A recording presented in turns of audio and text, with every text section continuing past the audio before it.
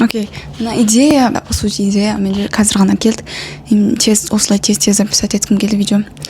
Айтқым келетін нәрселер себебі бар. Окей, привет, мен аты Меркен Назым. Бұл мен не знаю қаншашыншы уже подкаст. Белгілі бір нәрселер туралы айтамыз. Бүгін мен айтқым келетіні болар бала боғынан деген мақал мәтелмен мен негізі келіспеймін. Не себептен екен осы қазір талқылайтын боламыз. Ең бірінші айтатыным, білмеймін, мен өзім кішкентай кезімнен сен белгілі бір енді подростковый кездерінен бастап осы цитатаны мен көп естимін. Көбінде апамнан, үлкен адамдардан, көбінде апамнан. Мысалы, өте личный болса да айтайын, мен де 10-шы сыныптың соңына қарай өте қатты бір фанатический қатты менде идея болды. Музыкальный колледж, әрине универге түсуге, чтобы именно вокалға. Мен ойлап жүрмін, реально этого хочу, мен түскім келеді. Себебі мен өте музыкаға қызыға бастадым, осы подростковый возрасттың кезінен бастап. Мен ойлап жүрмін, мен қатты барым келеді, осы музыкальный универге, музыкальный направлениеде мен оқуым келеді дедім. И соны естігенде апам, немесе жақындарым, туысқандар, мама тоже айта бастады, сен ба деген сияқты ше. Почему? Сен өлең айтасың ба деген сияқты ше. Потому что біз көрген жоқпыз ғой сен кішкентай кезінен бір өлең айтқаныңды. Біз көрген жоқпыз ғой сенің өлең айтатының қызығатыныңды деді. Во-первых, кім айтты? Егер сен көрмесең, это не означает мен қызықпайтынды. Ну ладно. Бірақ сол кезде одан кейін де мен негізі апамнан осы именно мақал мәтелді көп естимін. Басқа да әрине ойлар болды. Былай айтқанда олар қарсы болды. Негізі олардың жеке мнениялары что олға қарсы болды. Мен белгілі бір түйінге келтірген, яғни бұл осы мақал мәтел болар бала боғынан. И одан кейін де мен көп естіп жүрдім. Не только маған, менің жаңағы бөлелеріме де тоже сондай белгілі бір бірдеңелер айтқан кезде болар бала боғынан дейді. Немесе естіп жатасың, анау жаңағы менің сіңілімнің или анау Гүлнардың баласы кішкентай уже ағылшынша білет, кішкентай бала, уже бірдеңе істеді. Айттым ғой, болар бала боғынан дейді. И мен шынымен, потому что мен жеке келіспеймін бұл мақал мәтелмен. Себебі, ең бірінші мен, во-первых, қатты не отрицаю, что кейбір көп случайлар бар, кейбір балалар кішкентай кезінен бастап бірдеңе қызығады, и соны ары қарай алып кетеді. Опять-таки, но бұл жерде мен ойымша ойлаймын, ата-аналардың да тоже үлкен ата-ананың қатысы бар бұл жерде. Ол ата-ананың арқасында оны ары қарай развить ету мүмкін, қызыққан нәрсесіне алып кете алады, точнее. Или ата-аналардың кесірінен оған ары қарай қызықпау мүмкін, оны ары қарай алып кетпеуі мүмкін. Мен ойымша ойлаймын, ата-ананың да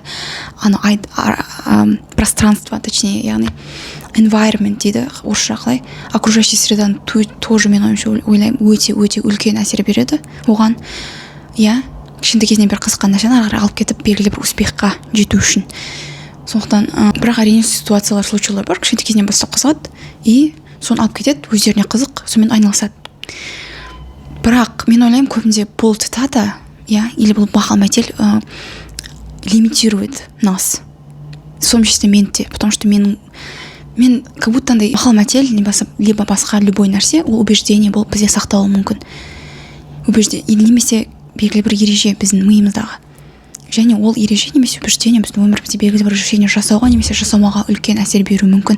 И біз оны өзіміз түсінбеуіміз мүмкін, осознать етпеуіміз мүмкін, потому что ол неосознанно болуы да мүмкін. Вообще негізі психотерапияда, психологияда, КПТ особенно, когнитивно-поведенческая терапия, яғни бұл бізде психологияның белгілі бір саласы болып табылады. Сол жерде сол туралы осымен айналысады, яғни белгілі бір миымыздағы убеждениялар біздің өмірімізді кәдімгідей басқару мүмкін, біз өзіміз оны түсінбеуіміз мүмкін.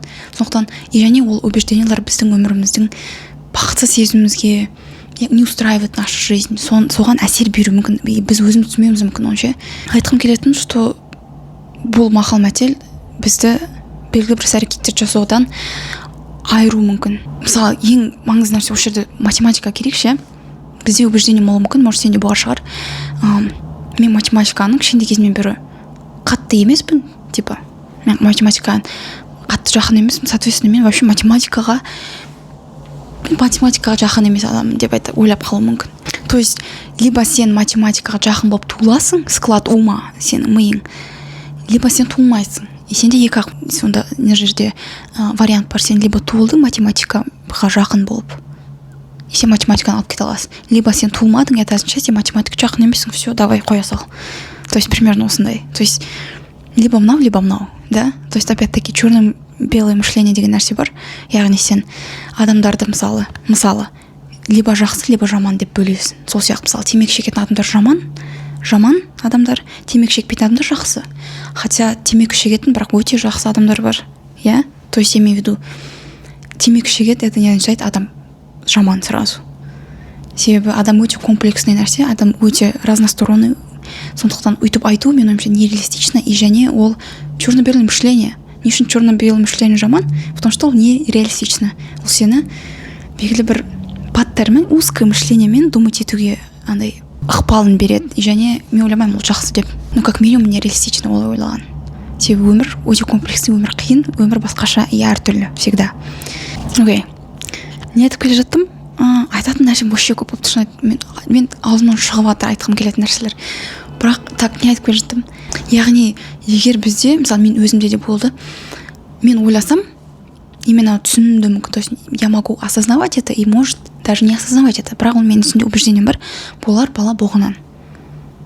И ол мен убеждение менде қалыптасуы мүмкін, әрине, потому что кішкентай кезімде бір үлкендерден естіп жатырмын. И яғни ол неге алып келуі мүмкін? Мен какой-то, мысалы, возрастковый возрастыма келген кезде, либо 25-темін, и мен басқа сфераға мен айналысқым келеді, любой басқа затпен айналысқым келеді. Бірақ менде убеждение бар, болар бала боғынан, поэтому мен ойлауым мүмкін. Мен кішкентай кезімде бұнымен айналыспадым, мен кішкентай кезімде бұндағы интерес болған жоқ. Сондықтан мен қалай онымен айналысып кетуім мүмкін? То есть бұны көрмей менде ондай убеждение бар, и мен оны тоқтату мүмкін. Ары қарай сол белгілі бір әрекет істеуге. Опять-таки жаңа математиканы не үшін жаңа бастадым, потому что не знаю, естідің ба, естімедің ба, бірақ менің ойымша мен де сөйтіп ойлаймын, және көп математиктар сөйтіп ойлайды, что не обязательно сен математика, склад ума туылуың керек, чтобы математикамен айналысу үшін. Ты можешь развить свои навыки математикаға қатысты. Окей? Мен кітап оқып жатырмын, көрсетейін. Оқи бастадым, мен уже көп нәрсе, примерно до этого день тоже білгем, көп нәрсені, бірақ мына жерде прям кәдімгідей айта бастайды.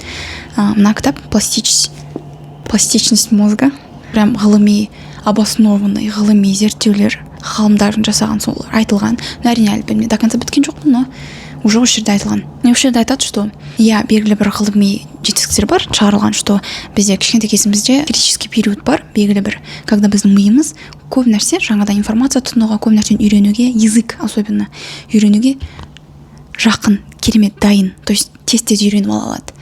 И уақыт өткен сайын, уже ақыл тоқтатқан уақытқа келген кезде, олай жасау қиынырақ болуы мүмкін сенің миыңа. Жаңадан тіл үйрену қиынырақ болуы мүмкін, чем сен кішкентай кезіндегі уақытта. Сонымен салыстырған кезде. Бірақ мен ойлаймын, это не означает, сен белгілі бір ақыл тоқтатқан уақытыңда жаңадан басқа тілді үйрене алмайсың, басқа сфераға кетіп қала алмайсың, басқа мамандықты үйрене алмайсың деген сияқты. Мен оған сенбеймін. Мына жақта да как раз осы кітапта айтып жатады, что мүмкін сондай шығар. Кішкентай кезінде тіл үйрену оңайырақ, чем 30 жасыңда. Бірақ это не означает, что сен үйрене алмайсың. Потому что бізде не бар? Пластичность мозга. Яғни ол дегеніміз любой уақытта 60-дасың ба, 30-дасың ба, 20-дасың ба, қалаған нәрсеңді үйрене аласың. Мен соған сенем.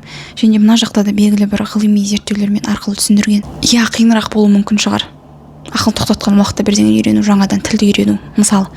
Бірақ это невозможно емес. Сен белгілі бір уақытын қойып, белгілі бір зейініңді қойып, уақытыңды арнап, алдыңа цель қойып жасасаң, мен ойымша кете аласың. Не үшін бұны айтып отырмын, потому что болар бала боғынан деген мақал мәтелде айтады, что сен либо сенде ол бар, белгілі бір навык, либо сенде ол жоқ.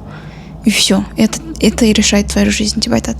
То есть сен қолыңнан келетін, либо сен онымен туылдың, либо сен туылмадың. Мен ойымша бұл цитата, бұл мақал мәтел тоқтатады соны нәрсе жасауға. Мен ойымша любой уақытта любой ертең сен мысалы ойлануың мүмкін. Мен белгілі бір нәрсені үйренгім келеді. И мен сенем, что любой уақытта сен үйрене аласың. И не факт, сен кеше ол туралы ойландың ба, сен кішкентай кезінен бері оны білесің ба, кішкентай кезінен бері саған белгілі бір нәрсе интерес болды ма, болма, бәрібір. Если ты хочешь бүгін қазіргі моментте изменить свою жизнь или белгілі бір нәрсені, белгілі бір хоббиді, белгілі бір жаңа тіл үйренген кезде үйрене аласың. Все. Точка. Мен соған сенем. Осы үшін айтқым келді, что болар бала боғынан деген мақал мәтелге мен сенбеймін. Отчасти я не отрицаю, потому что әртүрлі ситуациялар бар, бір өмірде кішкентай кезінен бері жаңа айтқандай балалар бірдеңеге қызығады, арып кете алады. Но мен айтқым келеді, что не всегда болар бала боғынан. Так что мен главный бұл жерде айтқым келетін, критически ойлайық, өтінем. Не обязательно мақал мәтел бұл жерде вообще басқа нәрселер бар. Мысалы менде тоже отбасымда көп естігем, әлі де естимін, ақша адамды құртады деген. И мен осы жақында ойланып келе жаттым, что нет, мен ойымша ақша емес бұл жерде жаман. Бұл жерде егер сол ақшаға тап болған адам ақша алған адамға байланысты, бұл жерде ақшаға емес. Сол убеждение как будто айтып тұр да, что көп ақша тапқан жаман, себебі өзгеріп кетесің. Нет, кім айтты?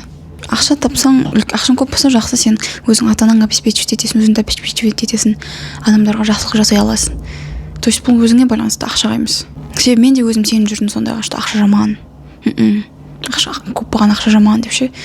Бірақ уақыт өткен сайын өзгеріп жатыр бұған ойым. И мен оған өте қуаныштымын, себебі артқа тартатын белгілі бір жетістіктерге жетуге бүйтіп бөгейтін осындай правилалар, миымыздағы убеждениялар жайлап оларды қарастыру керек, ойлану керек. Бұл сонымен сондай ма деп ше, реалистично ли это деп ойлану керек. Сондықтан бүгінгі айтқан ойым осындай болды. Келісесің бе, келіспейсің бе, немесе тағы бір айтар ойым болса, әрине комментарий жазып кетсем болады. Қуана оқитын боламын. Келесі видеода кездескенше. Пока.